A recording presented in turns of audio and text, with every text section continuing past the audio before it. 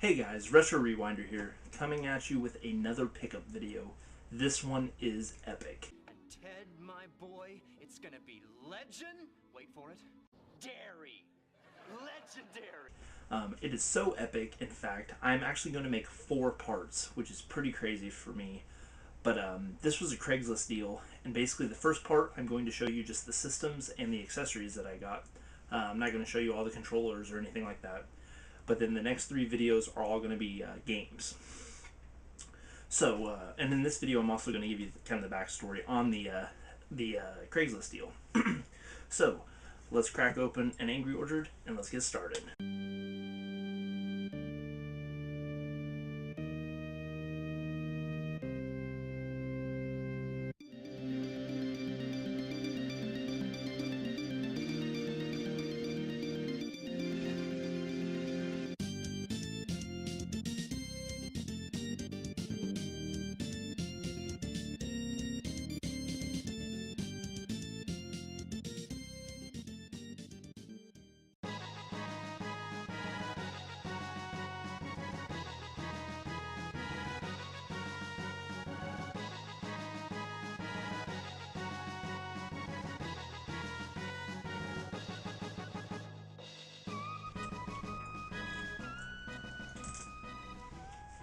Okay, let's get started on a little bit of the backstory of this deal.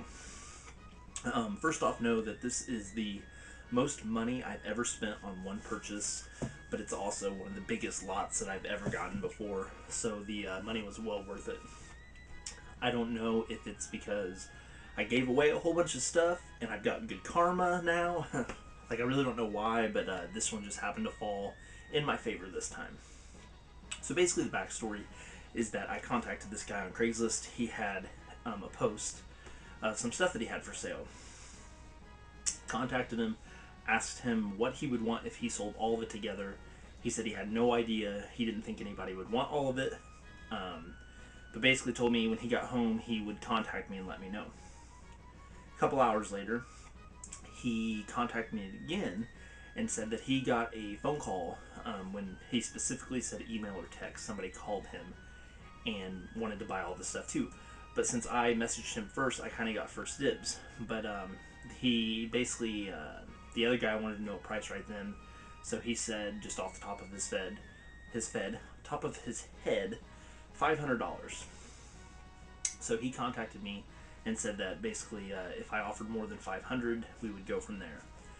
I messaged him back and said that I did not want to get into a bidding war because this is not eBay, this is Craigslist. So I said, if you have a number in mind, give me a number and we can go from there. He contacted me back again and said, okay, how about $650? So it went from no idea to 500 to 650. He contacted me about a half an hour later, said that the other guy backed out at 650. If I wanted it, 650 could be the price, which was already a pretty good deal. But I did not have $650. In fact, I did not have enough money to buy it for the price I wanted. So I told him that $650 was just a tad bit steep for me because, you know, I'm a younger guy and I don't have that kind of cash. But I said, would you do an even $600? He agreed. I then started talking about how we were going to work out a payment because I did not quite have $600, so he was going to let me pay 5 days later on Monday. He then contacted me back again and said that this other guy who originally backed out now is offering $675, and he was going to have to take that because they were going to guarantee a payment the next day. So I basically started messaging this guy and saying, hey, you know, I really want the stuff. It's going into my collection. And I basically sent him on a guilt trip, a pretty big one, because, you know, he told me $600 and then backed out of it.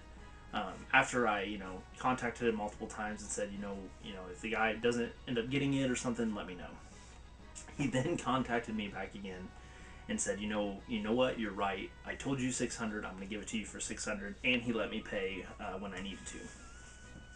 So I finally got all my money together, paid the $600, or got enough money, and I still needed about $250. So I actually took out a loan from my wife because I did not have the funds to quite cover it, so she's letting me pay that back, and basically went to pick it up. So then it got a little shady. The guy told me he wanted me to come alone, And that kind of threw me off because it just sounded really creepy, like, hey, come alone.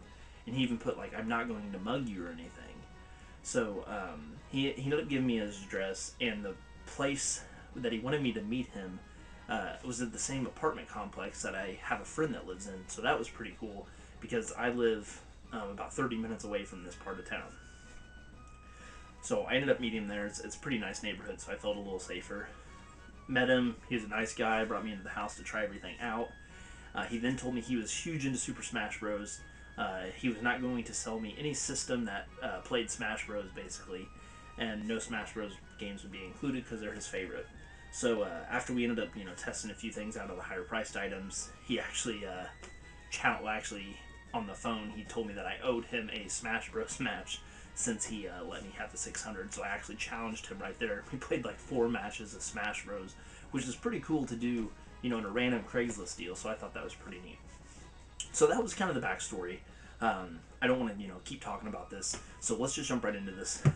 All the stuff I'm going to show you is all the systems and the accessories, no games whatsoever, because there's so many of those. I'm going to spread those out on the other 3 videos. So let's do this. And also, I'm going to save the best for last. So, in my opinion, the best for last. It's the one thing that's actually staying in my collection, system-wise. So, you can fast forward to the end if you want, or you can go with me on this journey. But basically, I think the coolest thing is at the end. So, we have a Model 2 Sega Genesis. And just remember, everything in these next 4 videos are going to be $600. And I will do maybe a recap video, kind of, saying the highlights, or I might do it at the end of the 4th video, I'm not sure. We have a Super Nintendo. And all the cables and controllers came with everything, I'm just not showing those. A Sega Dreamcast, and this is the model that plays Burnt Games. A regular Nintendo with a game in there. I'm going to have to take that out. A Sega Saturn.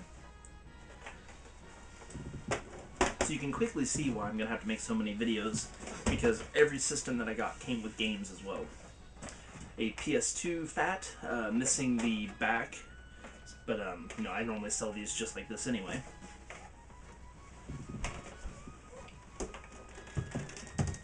I might end up keeping this, and that is a regular Xbox. I do not have one, so I might go ahead and hold on to this.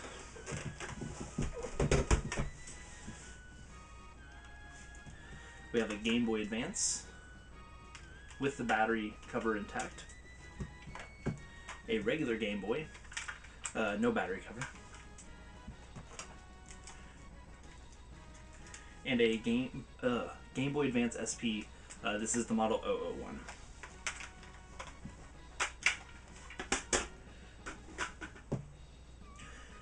Okay, so those are all the systems except one that I'm going to save for the end. Need to fuel up here.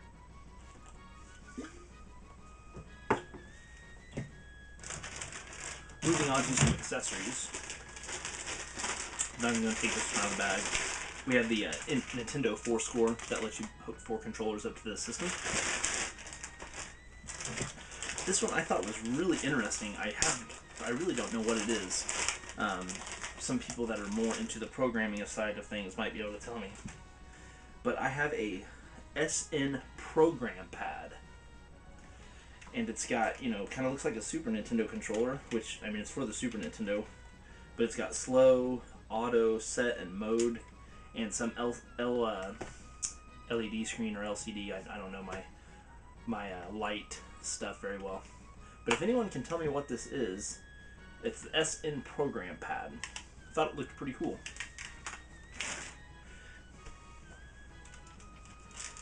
We have the Super Scope. And I already had this. It did come with the sensor as well. Mine does not have this piece. This is just a plastic see-through. There's no glass or anything. I don't know if there was supposed to be glass or if that's just how it comes. If somebody could tell me if this is complete or not. But it's kind of cool to get this piece because mine does not have that. We have the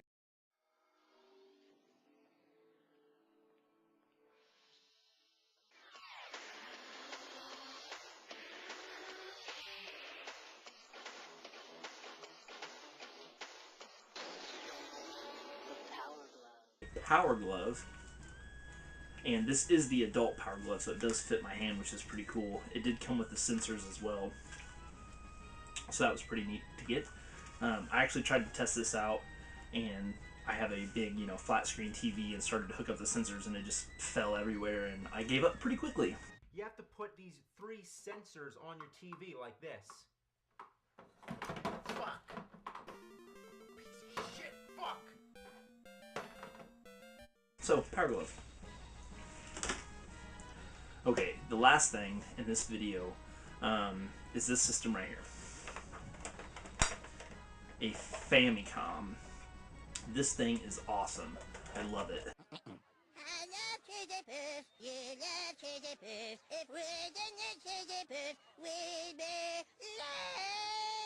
I've never owned anything Japanese video game wise, so there's definitely some yellowing there, which isn't a big deal to me. My thoughts on it already: the controllers suck. They hook to the back of the system, so if you try to play it from the front, there's hardly any room, and they are wired in. I love that it's a top-loading system. I think that's really stupid that the regular Nintendo that we got in North America was not top-loading. I like that it has an eject button like the Super Nintendo, and the dust cover is pretty cool. This red flap flips open. One thing to know about these, if anyone ever picks one up, you have to change your TV to channel 95 or 96, I believe. Mine worked on 95. That threw me off because it said channel 1 or 2 on the back, and when I hooked it up, channel 1 or 2 was not working. So I finally looked up a YouTube video, and it said you had to go channel 95. So I picked up a Famicom, and with the Famicom